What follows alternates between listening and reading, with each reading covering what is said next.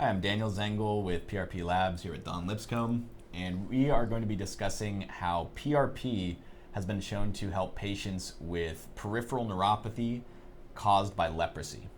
So Don's going to be talking about a study that had a number of patients with peripheral neuropathy that had been developed as a result of leprosy, and using just a single PRP injection in 2 points on their body showed significant improvement in their symptoms. So can you tell us a bit about this, Don? Sure. So just as a quick background on leprosy. So it's actually caused by a bacteria. So this is called Mycobacterium leprae. And this actually has an affinity for the peripheral nerves. So it'll actually attack your nervous system. All right. And so this will also cause a breakdown in integrin and the extracellular matrix within the tissues. And so what's really important about this is that it acts as a key mediator to facilitate the nerves basically to regrow. The PRP acts as that mediator.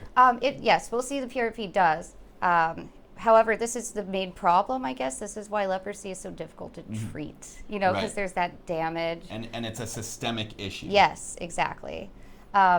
So for this study, there's 60 patients, and they all had leprosy with peripheral neuropathy. So they were split into two groups. So there was a control group, and they were randomly split into two groups. So there was a control group, and there was also a group that was treated with PRP. Right. And for the control, they actually used platelet poor plasma. Right. So, and I think that serves actually as a pretty good control in my point of view. Well, because I think it's a good control, but you could also see it as sort of like a comparative study. Yeah. Because I mean, if they're trying to do a true placebo, maybe would they be just saline. do saline. Exactly. Yeah.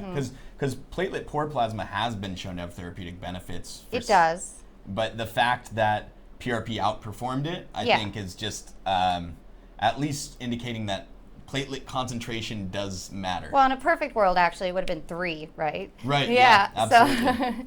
So, but anyway, so for the prep, they weren't super clear about the preparation. So it was a 5 milliliter blood draw, and they mixed it with citrate dextrose, which this served as the anticoagulant. It was a double centrifuge, so at least we're hoping that they mainly separated out the red blood cells and all that. But they ended up using, I think it was two 1 milliliter injections for the PRP, and so that means that at best we're maybe getting double That's what I'm platelet thinking concentration. Too, yeah. If they're taking 5 milliliters of blood and ending up with 2 milliliters of PRP, and they're doing their own DIY thing, right? They didn't use a commercial kit. I mean, they would be lucky, from what I've seen, what I've read, to be getting double platelet concentration. So we could assume it's maybe around there. Yeah, that makes sense. And so they did 2 injections. They did one in the posterior tibial nerves. Yeah. And this is the nerve that actually runs along the back of the leg. And then in the ulnar nerve. Right. And so this one actually runs down the forearm and then branches off at the wrist. Yeah, so. and each of these injections was only 1 milliliter, so with the PRP and the PPP.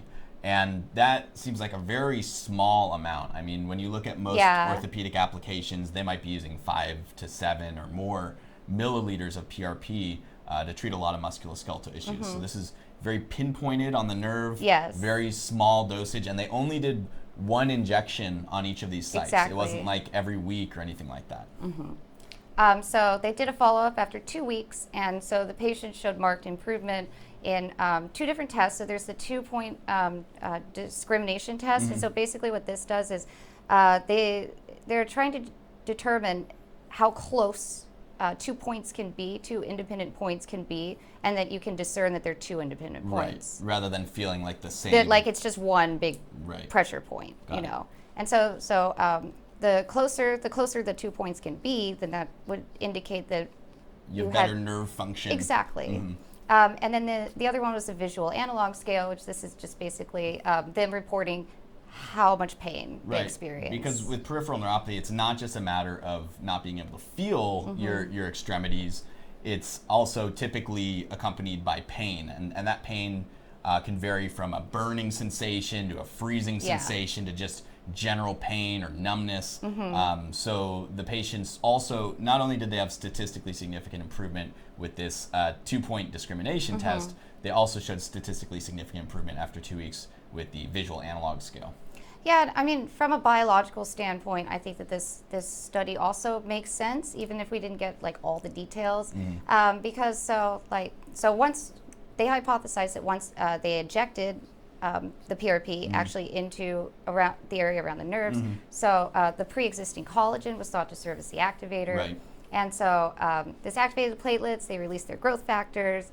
And growth factors like platelet-derived growth factor, transforming growth factor beta 1, and vascular endothelial growth factor. So all these are very important in terms of stimulating the growth of the components of the extracellular matrix and getting that vascularization going again so that the nerves can regrow properly. Right. Yeah, and I think you touched on an important topic there with vascularization, because peripheral neuropathy, whether it's for leprosy or for diabetes, it's not just marked by decrease in nervous function and a degradation of the nervous system, but also typically that's associated with degradation of vascularity, and that leads to a host of other problems. Like if your feet are numb, your hands are numb, you're probably more likely to injure yourself, cut yourself, and then with the lack of vascularity, those wounds can take longer to heal or not heal at all. Exactly, if you keep re-injuring yourself in particular, like, you know. So. And you can develop chronic ulcers, and that can lead to amputation. So, you know, this is awesome that it looks like the PRP is helping these patients in a sort of regenerative way. Yes, and you know, at this point, I mean, anything to help this disease out was like, you know. Yeah, anything we can do, exactly. And that's what's so exciting about this PRP and regenerative medicine in general is it's these conditions, peripheral neuropathy, again, whether it's from leprosy or I'm sure much more commonly from diabetes. If there's any way to help these patients, let's talk about it. Let's do more research because there's plenty of people more who need studies it. need to be done. Exactly, yeah. All right, Dawn, well, thank you so much for breaking this down. We're going to have some more videos coming up in a minute here, so stick around.